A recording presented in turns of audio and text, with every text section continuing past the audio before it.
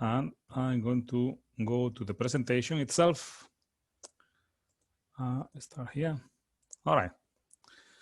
So today we are going to talk about, as you know, a grim subject about what is happening here on the whole world.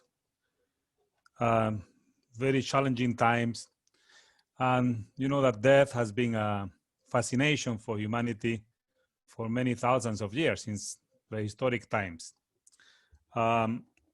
So our goal as Prof. Reggie Maggio at UWC will say is to turn this challenge into opportunity.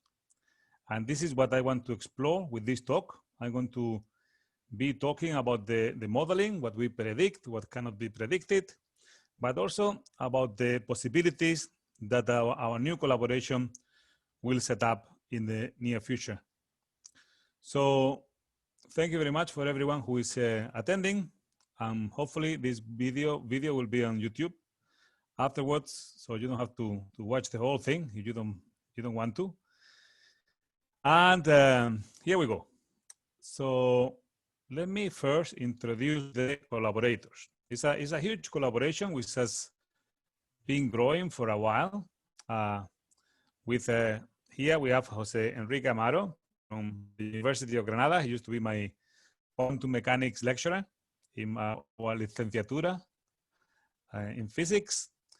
Here we have a very young French scientist, Jeremy Dudouet, who is a very capable young guy who is doing many calculations, many simulations, and he contributes to the interpretation of the results. I mean, it's great to have around. Myself, and then you have lots of people who are now contributing, didn't contribute to the paper, original paper, but now they will be contributing to future papers and to the development of this collaboration. So we have Aswandini Muronga at the Nelson Mandela University. He's the Dean of Sciences there at Nelson Mandela University. We have Chris Theron, who has applied our models for his computational pracs, and we'll show some later. We have Sifiso, Shangase, Sipo, Mark Herbert, Daphne from the University of Venda. Mark Herbert, you know, is from the University of the Western Cape. And he has a beautiful program with teachers where he enhances the physics knowledge. And he has a very long-standing, a beautiful program on teaching teachers. So they improve physics and mathematics. And it's going to be also part of this international collaboration. So we have Sam Rametse, Matthew Seagal, who has been involved in some high schools, you know, teaching in grade 12s.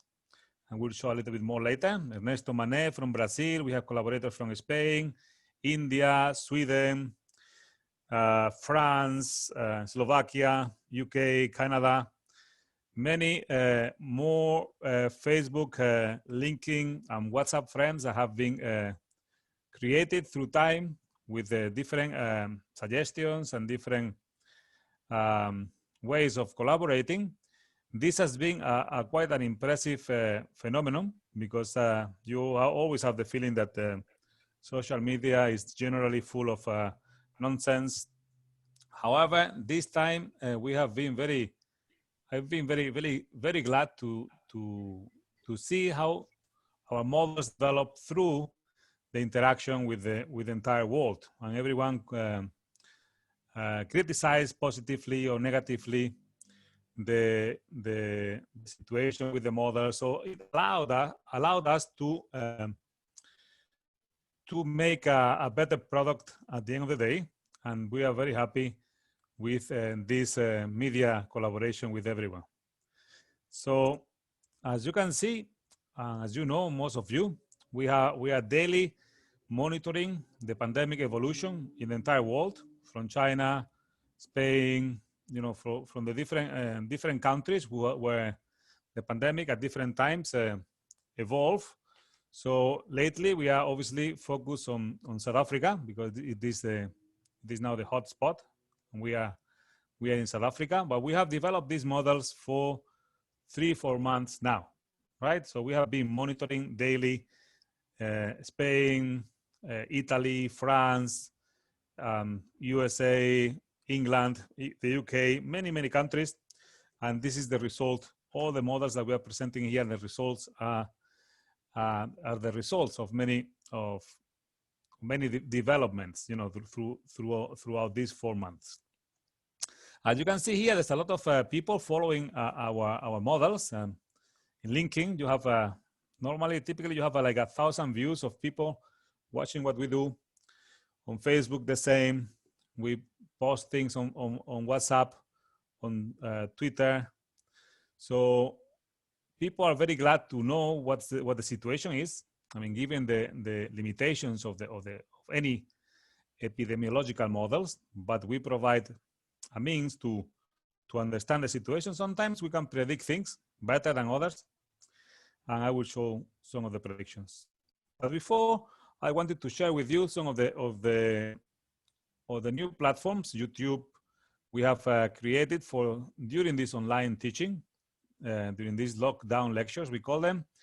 We have created lots of skills. Actually, we have educated ourselves through this online teaching to make these new videos. And as Hilda said in her interview, in her document that it was published recently, we need to reinvent ourselves in these challenging times, and that's what we are trying to do.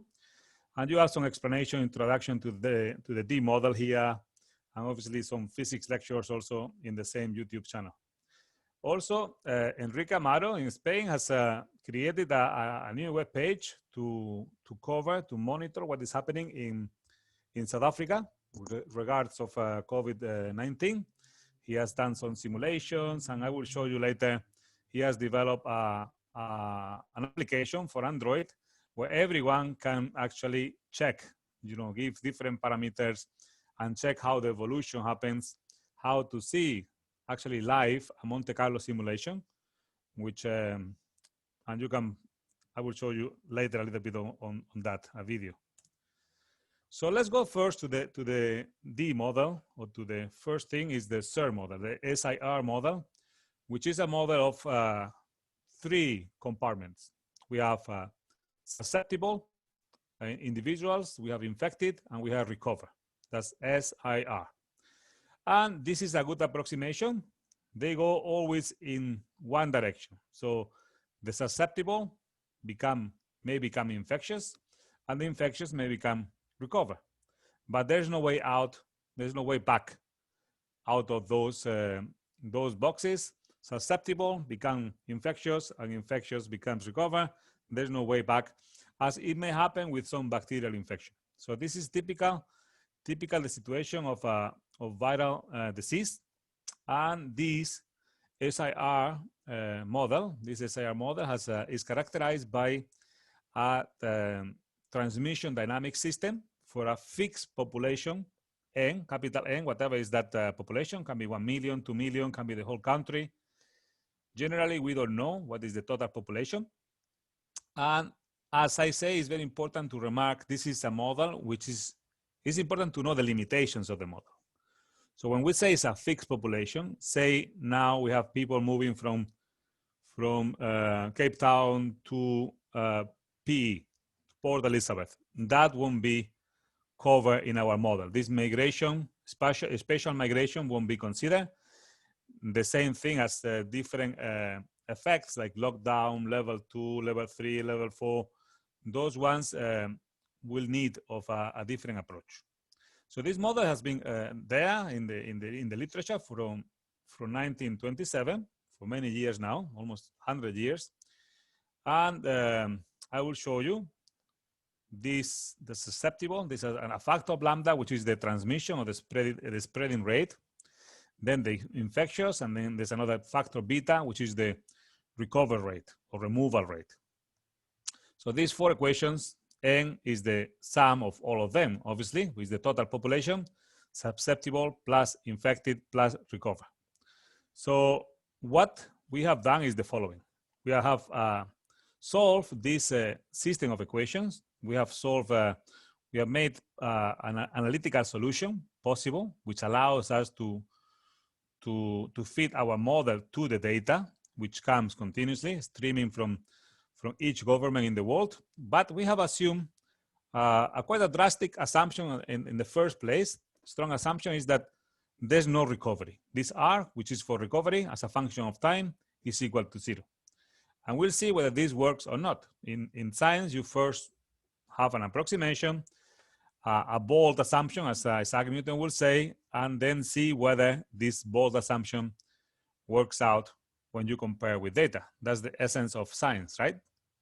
So, but as we see, it may be a good approximation at the beginning of the pandemic, or during the beginning of the pandemic, when the transmission or spreading rate is much larger than the recovery rate.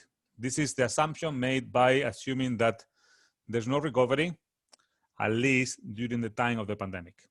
Okay, so in such a way, we can deduce what is the function for the infected cases, and from here we can parameterize a solution to deduce the what we call the D function, the death model. And this is the function with 3 parameters, A, B, and C, where we can use that to feed to the data as the government provides. Here in South Africa, it's every day around 10 o'clock, 10 p.m. So we are always waiting for that data to come and see how the model changes, or the model doesn't change, just to check the evolution of the pandemic. So here in this formula, it's important to remember that tau is the death time. So it's the typical time given by hospitals of people who get infected and they end up dying, right? So it's about 30 days, 25, 30 days. So we have used 30 plus minus 5 days here as the typical death time. So now more information, more details obviously can be found here. It's a long paper. This is the original paper that we submitted, 15th of May. As you can see, it's still in with the editors and with the referees. And let's see what's happening. We'll see soon whether this finally gets published. But what it was very important to see from the beginning is that this model, despite this strong assumption, actually it fits the data from China very nicely. You see, this is the total number of deaths here on the left, and you have the daily rates, deaths per day here on the right, as a function of days, right? 10 days, 20 days, 30 days, where T0 was the cutoff here. The 0 may be the beginning of the pandemic. Depends it's up to you where you put the 0, but generally you want to obviously to have it before you can have few deaths or whatever. So then this analytical solution can be used, allows the D model to fit to data and explore the pandemic evolution of new data coming, as I mentioned before. And this is a good encouragement to apply it further, because as we can see, it fits very nicely. It fits the data very nicely in China. So then I'm going to show you what we predict. This is one of the few times that you predict something right with epidemiological models. And here we have the situation for South Africa. For South Africa, just recently, people believe that we are still in the exponential phase. So it's a very scary thing, the exponential phase, because as you can see here, this is the dashed red line. The exponential phase is the total number of deaths. The exponential phase goes up there, it's like crazy. So it's a very scary phase. So with the death model, we have this is the function for the death model. We have a way to characterize this exponential phase by having an exponential function in the numerator and an exponential function in the denominator. During the exponential phase, which was before, as we predicted in June 1st, the exponential phase happened before June 1st, and this numerator dominated. This constant C was very small, so the denominator was negligible, was equal to 1. So the exponential in the numerator dominated, and that's why you have this scary trend, right? But after June 1st, the data told us something else. It told us that suddenly we could see the flattening of the curve in what we call the normal phase. And time has told us that we were right at that time, from the 1st of June to the 24th of June. This data was fed yesterday with the death model, or with the D model. Let's call it D model. And you can see the red dashed line is the exponential phase. So we are far away from the exponential phase. And this is what we predict. So obviously, here we have the deaths per day, or the daily rates. And you can see this is one of the tricks that we play when you are modeling. We need to average the data, because in Spain, you could see here we have like 600 people dying per day, 700, 800, almost reaching 1,000. Here we don't have as many, right? Which is good, but also doesn't make your model prediction very, very solid, or because you have a huge statistical fluctuation of the data, right? You have points up there, then points down, then it goes up again, then it goes down. So the fluctuations are crazy, but that's why we use the average of 7 days. This is the 7-day average, where we take 7 consecutive days and we just divide them by 7.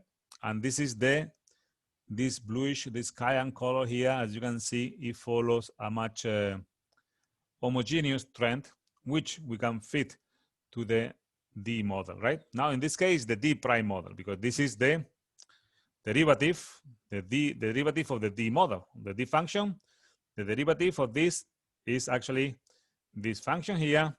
And once we apply the first derivative, we get this trend, which provides you a view of what happened actually around 30 days ago, because it's like with the stars, the sun, the stars that we see at night, the light comes, depending if a star is 5 light years ago, so the light will take 5 years to come here, right?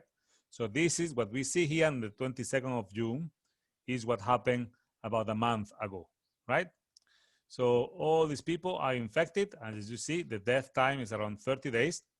So any effect that we see is an effect of people who were infected about that time, 30 days ago.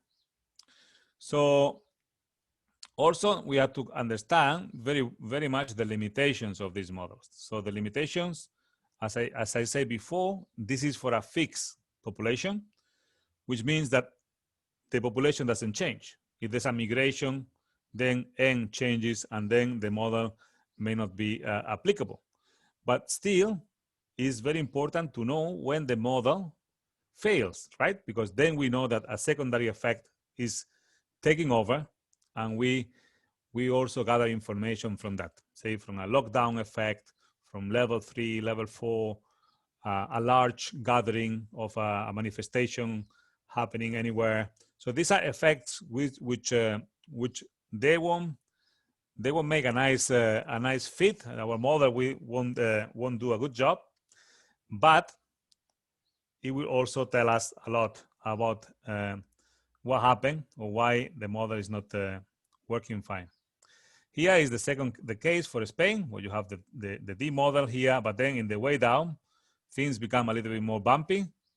Things don't go down smoothly, as we see here with the D model. You have a nice function going up, and then coming down. Here we see the effect of the lockdown in Spain. You see, we go all the way up. The way up is very nicely explained with the D model, but the way down, things happen in between, and this is where you have these shoulders, or this different situation, different trends happening, because as I say here, suddenly the effect of lockdown is playing a role. So, or any other effect. So here we have the situation. What we predict, what is the pandemic peak for South Africa, And we can deduce that from the inflection point of this curve, where this goes up and then suddenly there's a trend. Like here, it goes up and then at the peak, it goes down. This 22nd of June, which is the peak, cannot be trusted because, as I mentioned before, we have very large statistical fluctuations, and the data doesn't allow us to extract any conclusion. But here, the data is much better because we have much less error bars, and then we have less fluctuations because data is accumulative, is total deaths, right? So not considering any additional effects, as I mentioned before, like a spatial migration from, say, N2 townships to the Eastern Cape or whatever other effects, the model predicts that in a few days, the 28th of June, which is Sunday, will reach the peak. Okay. So this is also another prediction which may change because we don't know what happened 20, 30 days ago. For instance, level 3 was June 1st, which is going to be about the right time. So if level 3 plays a role, this number may change, right? So this is how we understand the models. And also we need to understand the limitation of our predictions. This is the error propagation of any of our predictions, say from 15th of June, 18th of June, 21st of June, and 24th of June. As you can see, the more data we have, the more accurate is our prediction. Here, the maximum, here we have the mean value, but then the maximum can go to almost 22,000 in South Africa. Then a few days later, it went down, right? Just 3 days later, the error bar is just not as big. It went up to maybe 14,000. Then here, 21st of June, it goes up to 10,000. And then here, 24th of June, as the feed done yesterday by Jeremy Dutoit.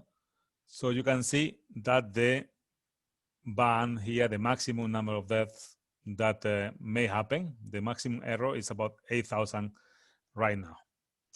So we have developed further models, a little bit more complicated models, but they are like they are needed, as I mentioned, in the way down. In the way up, things are similar for most countries, but in the way down, the different effects that different governments have played, they show. And then you have we have developed the extended SIR model, which is an extension of the SIR model, a much more robust model than the D model. This is the D2 model, which is basically two functions put together. We add the two functions, so we have essentially two bumps, one bump and two bumps here. So it's a two bump function, which also represents some of the countries. You can see here you have a little bump here, a big bump there.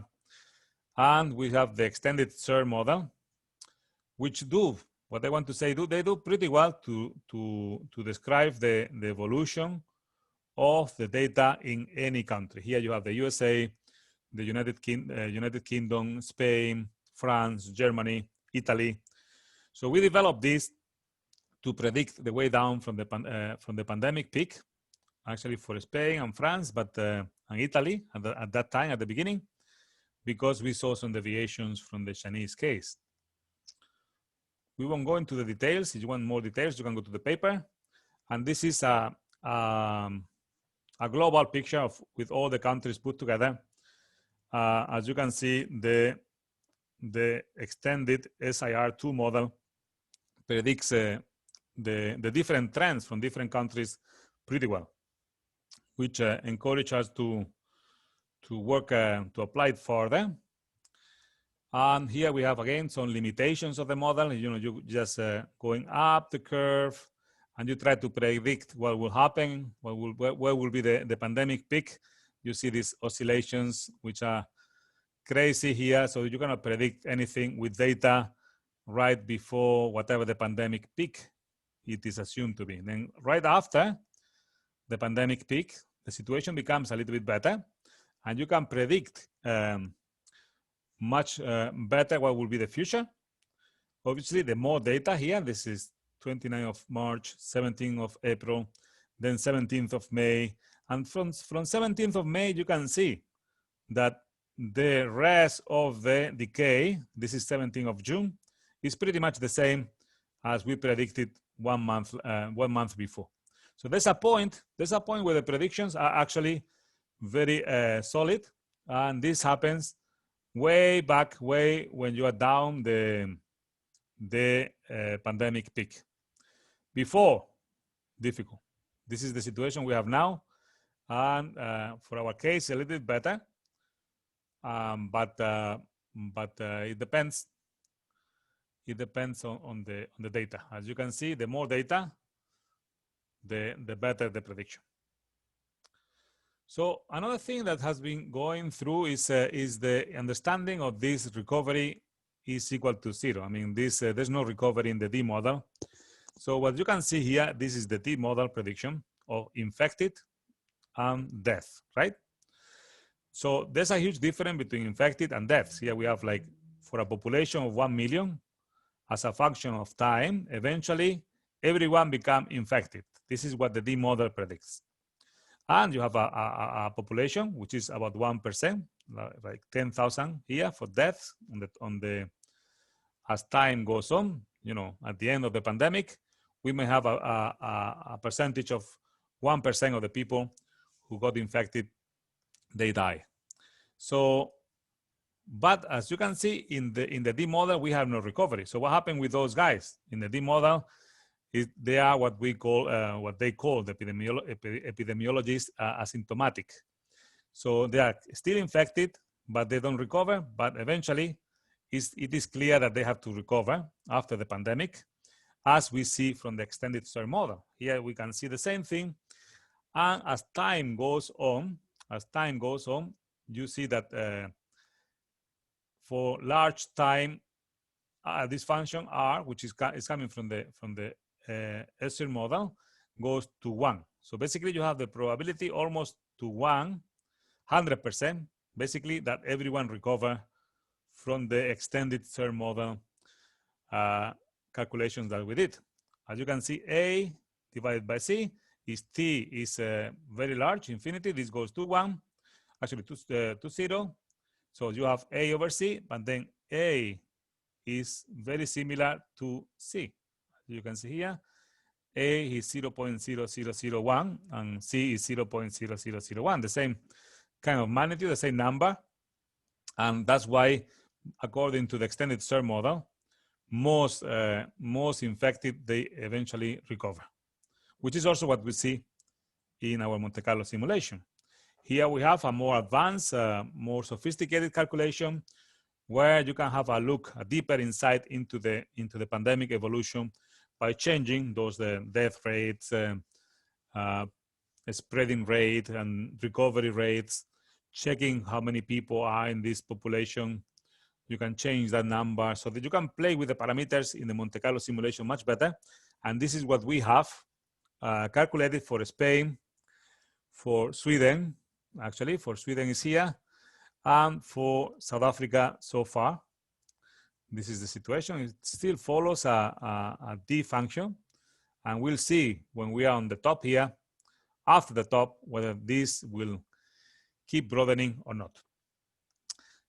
Very important to see the difference here. Here, there was a late lockdown. In Spain, you see you have a sudden, sharp peak, and then you have a secondary peak, which is clear because the lockdown was done later. You know, there were already many people, many deaths in Spain when the government decided to make the lockdown. In Sweden, we have a case where no lockdown has been done. So we have two clear bumps. In the cases where we have a lockdown properly done, like in South Africa, Argentina, Iran, Sweden, I mean, not Sweden, New Zealand. So we have a broadening, a much longer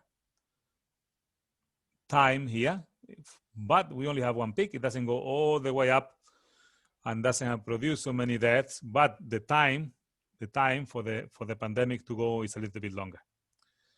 So or at least the time for the original peak. This peak is much broader here than this one here, right? And that this one here.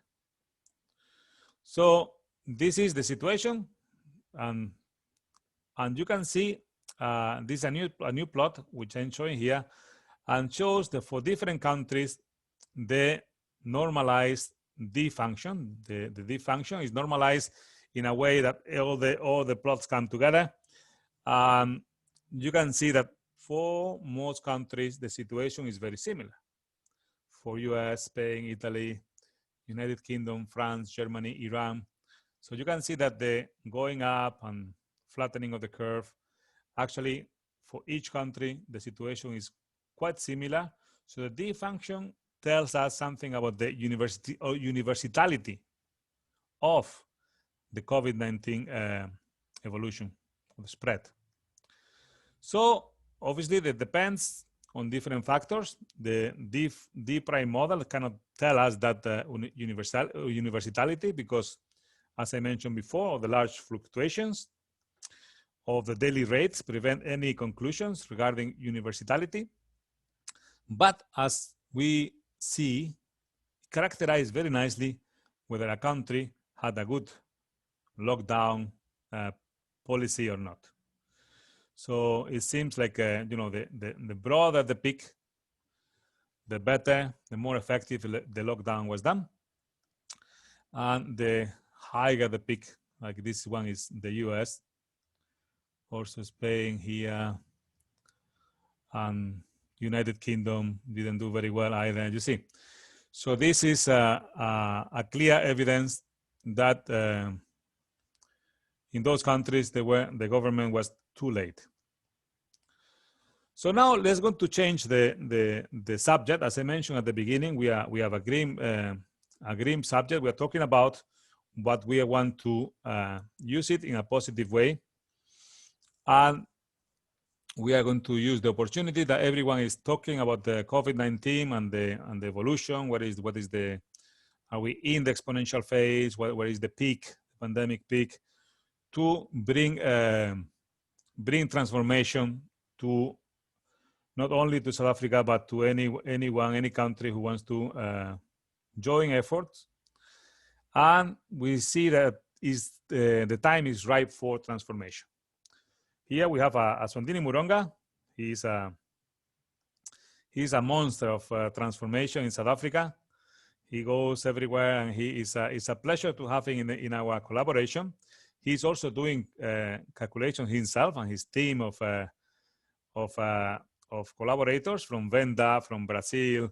And it's a great pleasure to be talking to him until 2 o'clock in the morning, many evenings. Thank you, Aswandini, for taking this seriously.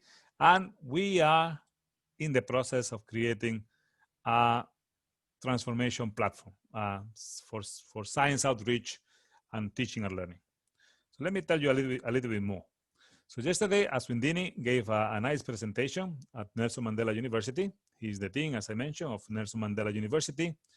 And Nelson Mandela University has already taken some initiative and activities which are actually not only limited to Nelson Mandela University, but they are happening all over South Africa. This is something spectacular. What is happening, the times we live, is something that we always remember. I hope that we remember for good, because human initiatives and activities were taken, I hope for good. So also, I want to be fair with our university, UWC, where our senior management has also done beautifully by setting up No Student Will Be Left Behind campaign. The students were given, it wasn't perfect, but students were given data and devices, laptops, you know, for a very modest price. So now data was for free, actually. And they also made some free portals for teaching, online teaching here. Here you have mine. So what I want to say is that the time is ripe, because this lockdown has made us teaching and learning machines. You know, we know very well what to do, how to make videos, how to promote teaching and learning. Through this lockdown, we learned a lot. And my wife has taught me lots of things on how to do, how to make this test, how to code the test on Canva. This is our platform for UWC, but you surely have a platform which is for free for the students, so the students can go and check your videos, set the problems, the some chapters of books which are allowed. So we have created the tools for us to have that platform, that new platform for an effective science outreach and teaching and learning. So we're just not talking here. We have implemented the modeling, and we have grade 12s investigating the D model. They keep asking how to do the first derivative of the D function. Transformation is happening as we speak in high schools. We want to extend, obviously, to all high schools in South Africa and be able to for all the students to understand, for all the learners, how to predict, given the limitations, how to use Excel, how to use different methods to do modeling, how to collect the data, how to do the average of those seven days, and make your own data and your own prediction. It's very important, I think, that we are aware of what will happen in the future, because this may not be the first pandemic. We may have more pandemics coming, and it's good that we have a awareness policy, not only in South Africa, but everywhere. So you can see here, this is the Matthew Seagal. He is now a postdoc at the Temba Labs, and he was working with the high school, with Maria Davis, and she was doing some of the D prime modeling, and you can see that she was also collecting some information for the Hong Kong flu and about susceptible, infected, and remove rate. So teaching pandemic behavior can reinforce understanding in areas not only of epidemiology, but also in physics, chemistry, biology, and economics. And we are exploring that as we speak. So now we have built the tools over the last years. Here we have one of those beautiful programs I'm very proud of at UWC, with Mark Herbert and Bako Audu, who lead the program. And the program consists of bringing teachers from all over Cape Town to improve the mathematics and physics skills. So we are going to put also our effort to teach them computational physics and mathematics, doing modeling, bringing them to our labs, to improve also the technical aspects, the hands-on skills of the teachers, so they can improve the technology transfer in South Africa. So these are the things that are happening. And as I say, we have all the tools. This teachers development and training program is something beautiful. And here we have reached also the universities, University of Pretoria, second year physics. Prof. Chris Theron asked me to prepare a nice video, which is here, an introduction to the D model, which I explained the students at UP. And this is some of the feedback. They learn how to code, how to collect data, how to read a CSV file, and how to plot data, how to calculate the limits of the D function, which is A over C, which gives you the total number of deaths at the plateau. So the students are learning how to model, and they are having fun, as you see. This is some of the feedback. These practicals show me that it is important to remember that the modeling of a relationship is based on many assumptions, and that predictions remain subject to tiny changes in data as it progresses. Our power of prediction, however, increases greatly with an increase in data. I think this is an important lesson for science in general, the more we observe, the more we learn. This is what the students at UP are saying. It was nice to hear from one of the authors on the topic as I introduced the subject to them. And some other students also, they make their own conclusions. I learned that trying to rush people back to work will be a bad idea, and that we should just let the virus take its course. So let's, as we say today, hopefully we are at the end, at the top, the peak. And from now on, from next Sunday, things will go down. So something also very spectacular was created by Enrique Amaro at the University of Granada, was a Monte Carlo plank simulation that you can put. You can have an app in your Android, in your cell phone, and you can actually have an awareness campaign of how the different models work. So basically you have your model. Here is the parameters for Spain. Here are the parameters for South Africa on your cell phone. And you try to stop the pandemic by increasing maybe the length is the number of the population, the exposure time, the mobility, how many people move from here to Cape Town, how many blocks. So it's a block, it's a statistical simulation. What is the recovery time? 20, can be 30 days. As we mentioned before, here we have 31 for South Africa. What is the recovery? 4 or 5 days. What is the probability of infection? The probability of death? So these parameters, you change them and see how they actually, I'm going to, at this moment, I'm going to show you a little bit of a movie here. So let's just a little bit of how the simulation works.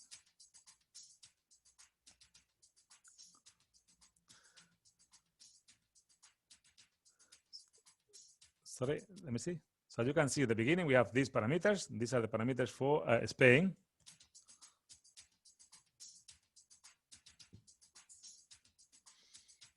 And now you see how the virus spreads, right? From the beginning, we have the different colors. Susceptible is green, infected is red, recover is blue, and death is black. So you have see at the beginning, there's a lot of, everyone is susceptible, infected, people are recovering, and eventually, day 21, day 22, you start having some, you have some deaths. So you can see how the virus spreads for a given population that you can change.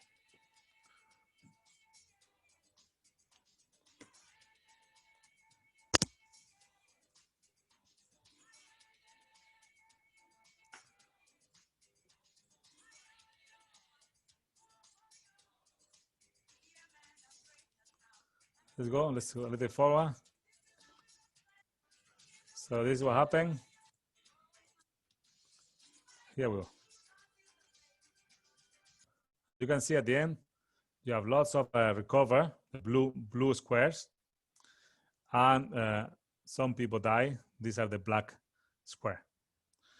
So as time is moving very fast, I'm enjoying here very much with you.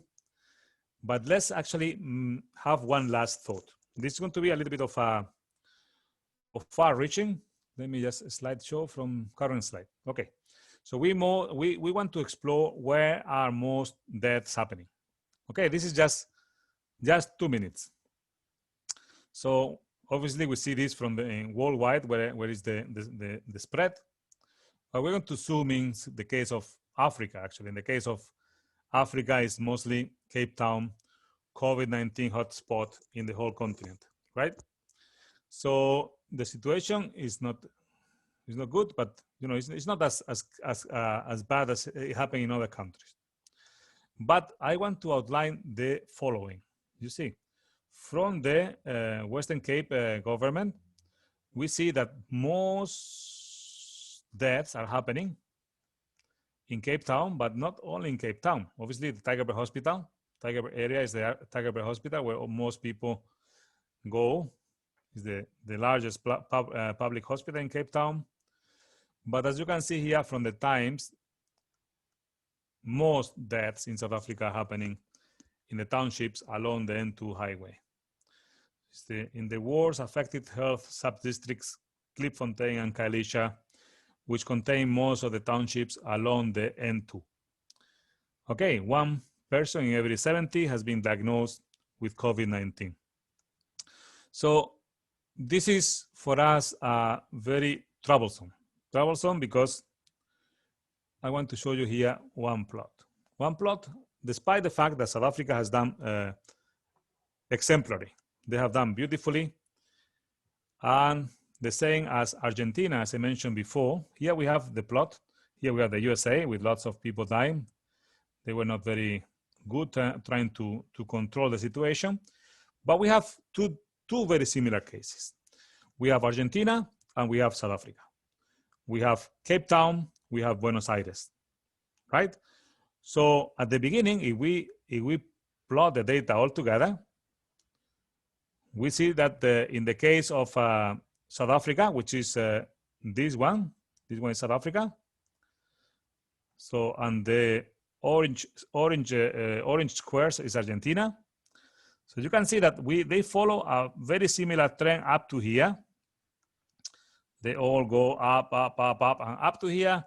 South Africa goes a little bit farther up, and Argentina goes a little bit down here. There's a deviation. There's a deviation and similar population. The lockdown was implemented at the same time. At the same time, in terms of number of deaths. You know, there were 2 deaths in Argentina where the government say lockdown. There was 1 death in South Africa the same time, you know, lockdown, boom.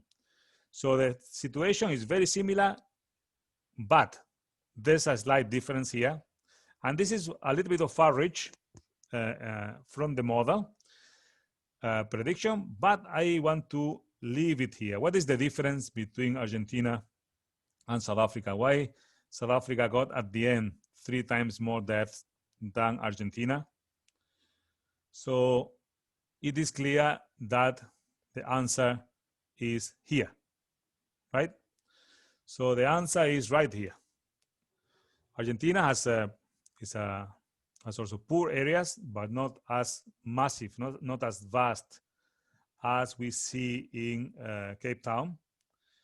And the conditions, obviously, of living in a shack doesn't allow for a lockdown to be effective in these areas, right? You're gonna live in the shack for entire months. So this was, in my opinion, a warning of nature. A warning of nature that either we make a difference now, from now on, as a society, or we may not be as lucky next time, right? So we have to act as a community, and this is why we want this international collaboration to take place and to implement our findings so we can create something which everyone can benefit in terms of doing science, because at the end of the day, you know, education is the most powerful weapon which you can use to change the world. This is the time for transformation. As I said before, we may have been lucky, but what about the next pandemic? Are we going to be ready? You know, if we keep the situation like that, if we have such a difference in our society, where people have no houses to stay during a lockdown, where people has no place to go, then I'm afraid that eventually a pandemic will hit everyone catastrophically. So we need to change, and this is our goal. So with that, I think I leave you here, actually. Thank you very much for listening.